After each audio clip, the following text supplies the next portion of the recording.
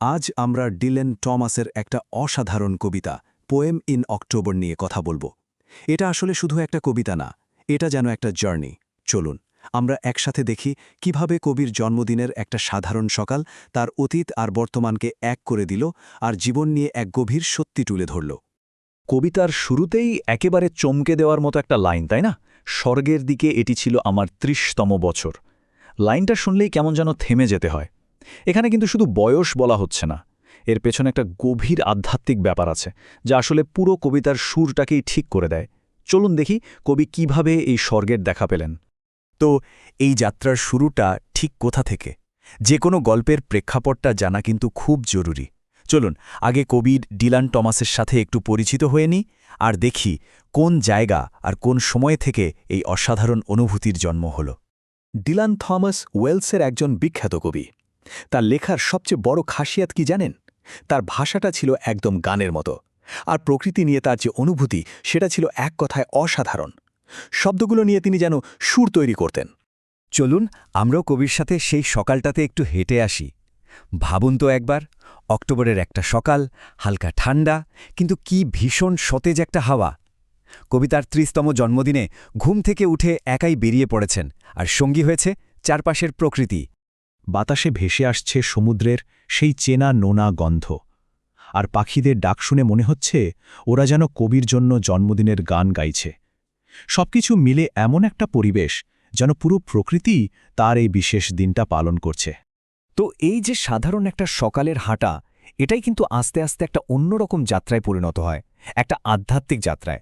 চলুন দেখি কিভাবে। সেই লাইনটায় আবার ফেরা যাক। এখন কিন্তু আমরা এর মানেটা আরও ভালোভাবে বুঝতে পারছি, তাই না? কবি তো প্রকৃতির মধ্যে হাঁটছেন, তাই এই স্বর্গের দিকে বছর কথাটা আসলে শুধু ৩০ বছর বয়সকে বোঝাচ্ছে না।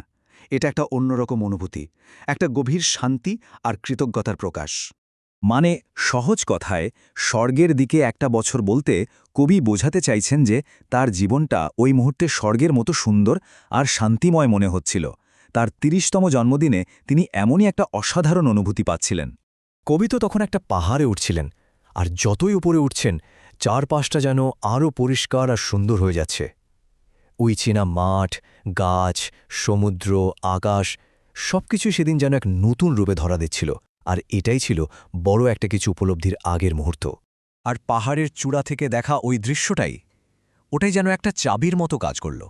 ওটা কবির মনের ভেতর এমন একটা দরজা খুলে দিল যে কবিতাটা বর্তমান থেকে সোজা চলে গেল তার উজ্জ্বল ছেলেবেলার স্মৃতিতে। আর এখানেই কিন্তু কবিতাটা একটা টাইম ট্র্যাভেল করে ফেলে। ভাবুন, ছেলেবেলার জন্মদিন মানে ছিল শুধু মজা, শুধু আনন্দ আর স্বাধীনতা। আর এখন এই ৩০ বছরের জন্মদিনটা হয়ে উঠেছে নিজেকে নতুন করে চেনার একটা মুহূর্ত। কবি যেন একই সাথে নিজের দুটো রূপ দেখতে পাচ্ছেন। এই তুলনাটা কিন্তু দারুণ, তাই না? একদিকে বড়বেলার কবির মন, যে সময় নিয়ে অনেক কিছু ভাবে, আরেকদিকে সেই ছোট্ট ছেলেটার নিখাদ আনন্দ, যার মনে কোনো ভয় নেই।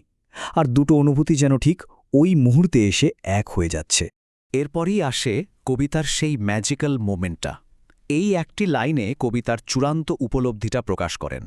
তিনি শুধু স্মৃতিচারণ করছেন না, তিনি আসলে নিজের ভেতরেই সেই হারিয়ে যাওয়া ছোট্ট ছেলেটাকে আবার খুঁজে পাচ্ছেন। তাহলে কবিতার আসল মেসেজটা কি? আসল মেসেজটা হলো আমাদের ভেতরে সে হাসিখুশি আনন্দময় শিশুটা কিন্তু আসলে হারিয়ে যায় না, সে এখনও বেঁচে আছে। আসলে এই কবিতার মধ্যে অনেকগুলো ব্যাপার একসাথে কাজ করছে, যেমন ছেলেবেলার স্মৃতি, প্রকৃতির শক্তি, সময় চলে যাওয়ার অনুভূতি, সবকিছু মিলেমিশে একাকার। আর এই সবকিছুর একেবারে কেন্দ্রে আছে কে জানেন? সেই ভেতরের শিশুটা। তাকে খুঁজে পাওয়াই হলো এই কবিতার মূল আনন্দ। তাহলে সবচেয়ে শক্তিশালী ধারণাটা কি দাঁড়ালো? এটাই যে আমাদের ভেতরের শিশুটা আসলে কখনো হারিয়ে যায় না। সে হয়তো সময়ের পর্দার আড়ালে একটু লুকিয়ে থাকে, একটা সঠিক মুহূর্তের জন্য অপেক্ষা করে, ঠিক কবির সাথে যেমনটা হলো। আর এই লুকিয়ে থাকা অনুভূতিটা ফিরিয়ে আনার চাবিকাঠিটা কি ছিল? প্রকৃতি। একমাত্র প্রকৃতি তাকে আবার সেই ছোটবেলার বিশুদ্ধ আনন্দটা অনুভব করতে সাহায্য করেছে। তো সবশেষে কবির এই ব্যক্তিগত জার্নিটা থেকে আমরা সবাই কি শিখতে পারি? চলুন সেটাই একটু দেখে নেওয়া যাক, কারণ এটা আমাদের সবার জন্যই একটা বড় শিক্ষা। এই কবিতা থেকে আমরা ৩টে দারুণ জিনিস নিয়ে যেতে পারি। ১.